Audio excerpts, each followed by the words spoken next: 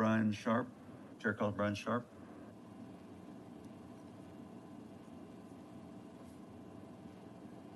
Take this off? If you want to. Yes, sir. If you'd state your name for the record and who you represent. Yes, Mr. Chairman. My name is Brian Sharpe. I'm speaking as an individual, and I support this bill. Okay, go ahead. Mr. Chairman, representatives, thank you for considering this bill. I really appreciate the opportunity to speak with you today. As I said, my name is Brian Sharpe. I live in the Woodlands, Texas, with my wife and 3 kids. I'm a West Point graduate. I was an officer in the U.S. Army and the National Guard. Both my brothers served in the military. My father and both of his brothers served in the military, and I have 3 great uncles who served in World War II. My 13-year-old son wants to be an Army helicopter pilot as well, so we support the troops. I was back at West Point in December with Secretary of the Army Ryan McCarthy to bury a mutual friend of ours in the West Point Cemetery. That friend's name was Anthony DeToto. He was what's known as a CASA, a civilian aide to the Secretary of the Army, representing Texas. That's a 3-star general equivalent, making him one of the highest-ranking military people in the state of Texas.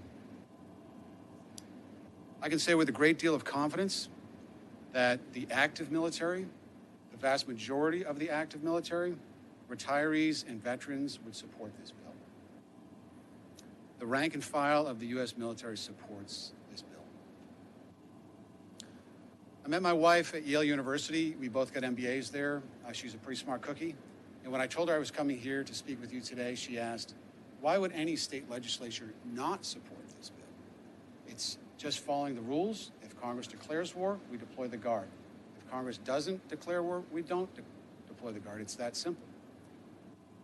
I told her it's my understanding that sometimes the Pentagon will send a 2-star general or someone else out to visit with that state legislature, or they'll send some senior officer from that state's Guard, and they'll threaten base closures, funding cuts, job losses. Well, my wife was mad. She said Texans don't take well to bullying. She said, don't threaten Texans, or as we like to say, don't mess with Texas. The last time I had seen Secretary McCarthy was over a few beers in Houston about 18 months ago. He was in the state, as you probably know, visiting Rice University and here at UT Austin to talk about deploying resources for the Army Futures Command. My wife's going to UT, my daughter's going to UT this fall, so pretty excited about it being placed here.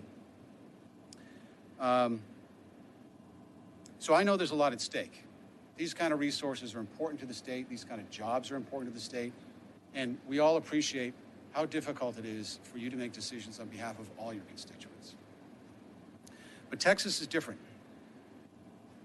When Texas stands up for what's right, it'll make it that much easier for smaller states to follow. And when the states stand up for this, then the Pentagon will lose its leverage over states like us that say we're going to cut jobs, cut funding, close bases. I'm proud of my service. I support the troops. And I firmly believe the troops support this bill, and I hope you will too. I would add, I'd be happy to answer your earlier question, Chairman, or yours, Representative Lopez, regarding force resources. I spent some time in the military, and I think you had asked about if there's any in the military. I'd be happy to answer any of those questions or any other questions you may have. Members, any questions for this witness? So, I mean, if why don't you talk a little bit about, since you're a West Point man, about you know, I'm sitting here thinking, well, if you were president, I said, now we got 2 presidents been in front of us now. If you were president, and you could only deploy troops if Congress, well, in my simple mind, it's American troops go to another country, kill troops from that country. They try to kill troops from our country. That's what's going on. Afghanistan, Iraq, our troops are trying to kill theirs. They're trying to kill ours. That's what's going on, right? So if you're president, you can only send troops over there to engage in that way if the U.S. Congress declares war, right? Yes, sir. And so just given you get a lot of training at West Point. I know I have other friends who've gone to West Point. What does that do? What is the dynamic of that you cannot send soldiers over to engage in battle, if you will, unless the U.S. Congress declares war? So you can't go to Afghanistan, you can't go to Iraq unless it's we are at war, right? So what's the dynamic of that for a president or for the country, or just if you could give us some thoughts? Thank you, President. Well, first of all, you'd hear a giant hooray from troops around the world, as well as their spouses and children here at home. But if I could quote a fellow West Point graduate, General Douglas MacArthur, he said, "It is the soldier, above all others, who prays for peace. For it is the soldier who suffers most and bears the wounds and scars the most." So soldiers are very excited about not fighting. I get that. And so I think, but as a president, and this sort of gets to Representative Lopez's question on resources, the U.S. Army is divided into three separate groups, which is not commonly known. So there's what's known as the regular Army, which is what we think of as when we say the Army. There's a reserve component, which is federal, like the regular Army, and is already under the purview of the President and the Congress. Separately, there are the State Guard, National Guard. And so they, in theory, or, well, per the Constitution, can only be federalized with a declaration of war. They can be used by Congress to suppress insurrections, as they have recently, as well as repel invasion. So if we are invaded, that's a So how would you define, how is repel invasion defined? Is it our shores, or is it the invasion begins abroad? Well, I would personally take it quite literally, and the good news is, with our friendly neighbors in Canada, Mexico, and the Atlantic and Pacific, it's pretty difficult to physically invade us. The last time was, I think, 1812, with folks who are now our friends, the British. So I would consider that an invasion. But in this case, to federalize the Guard, and this sort of gets to the resource issue, is so what can happen is we are using the National Guard troops interchangeably with the regular Army and the reserves, as Representative Tinderholt said. So we got Texas Guard supporting whatever active unit you were in. So they're being used interchangeably, not as intended. So for example, Mitch Fuller, right there, whom I met earlier today, he had a great example. I think it was 2006, the Texas National Guard's Aviation Brigade was deployed overseas. At that time, as I understand it, the governor of the state of Texas had no aviation resources if there were another major hurricane or a big freeze. But in terms of a declaration of war, this is the beauty of the process, is that if our representatives in Congress have to put their names on "I declare war," and I think what you were getting at earlier is then Senator Hillary Clinton signed on for the authorization of the use of military force. But it's another whole step to say, I signed for a declaration of war. It's that much more profound and requires more reflection, which is the whole point. And so we have our elected representatives deliberate more strongly on these subjects before sending our soldiers. So but in your position doesn't end with just not deploying National Guard only if there's a declaration of war. I'm going to assume, but I'll let you clarify. Really, your position would be that a president could not deploy any of those three components of the Army unless there was a declaration of war. Is that right? Yes, sir. Unless we're repelling an invasion. And again, that's why I asked the question. I ask because I wonder if the military and or the president has used that phrase, repelling an invasion, to mean the invasion has now started abroad and we're trying to stop it before it gets to our shores, right? And if they've used it in that way. I don't know. Yes, sir, that is how it went. So let's take 19 years in Vietnam. I think the idea was if we didn't stop it there would be a domino effect already. Right. So I think we can take that principle a little too far. We had 19 years in Vietnam. I think we all know, with all due respect to the participants, that was probably not something we would do again. But we've now surpassed that. That was our longest war at the time. Now the war in Afghanistan has passed 20 years. So maybe it's just too hard a question. What I asked, what does that do? What does that do to our national interest or to a president's ability if you basically could not have sent soldiers to Iraq or Afghanistan unless to go fight, to go shoot, kill, they're shooting back, unless the Congress had declared war. The president would not have been able to do that under the theory that's being presented here today, right? Yes, sir. Could I give a specific example? Yes. So George H.W. Bush from Texas, maybe from Connecticut, but from Texas. Yeah, he's from Texas. Tell Kenny Bunkport. Yeah. Nice guy. He actually, interestingly, he handed me my diploma at West Point when I graduated. Cool. And if I could take a quick side note, he normally only does that for the top 100 graduates, of which I was not a member. But he said, he took a glass of water and he said, keep them coming. And he handed out the diplomas to every single graduate. And I really respect that Sure. from him. Absolutely. But I would say, so I graduated in 1991, and as you may recall, the Gulf War more or less started in 99, so it was done early in 91. So it had finished just before I graduated. And the troops I joined came back from that war. But interestingly, as we know, Saddam Hussein invaded Kuwait. He didn't invade the United States, Right. didn't threaten the United States, etc. There was no declaration of war. There was an authorization for the use of military force. Right. I would say at that time, I personally opposed it, which we can get into at another time. But what became a direct consequence of that war was the U.S. had forces in Saudi Arabia following the war in order to defend Saudi Arabia, Kuwait, suppress Saddam Hussein with no-fly zones. If you actually read what bin Laden said as his main reasons for attacking the United States, his number one reason is that the U.S. had, quote, infidel troops in the Holy Land. This is extremely important Holy Land to the people of the Muslim faith, something that we don't quite have an equivalent for in Christianity and some other religions. It's extremely important, and to have infidel soldiers, what appeared to be permanently stationed in the Holy Land, was an affront to him and was one of the main reasons. That led to 9/11, which led to the invasion of Afghanistan, which led to the invasion of Iraq, which is where we are today, 20 years later at war. I would argue 1990 was 30 years ago that we've been fighting in Iraq.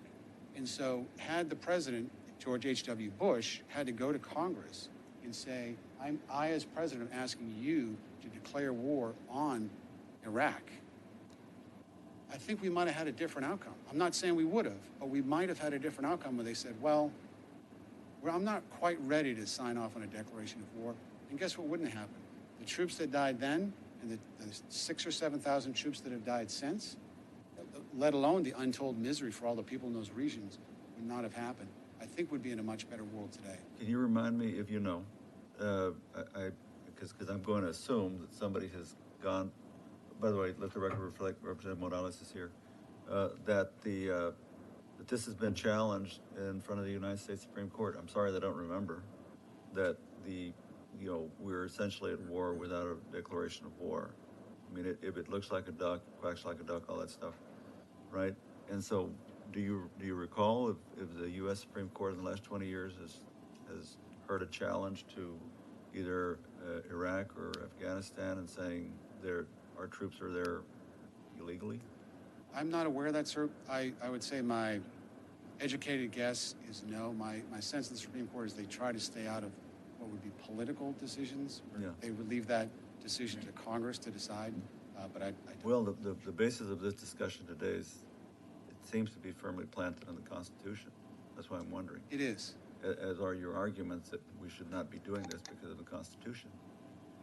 And actually, your argument is that none of the three aspects of the Army should have been deployed.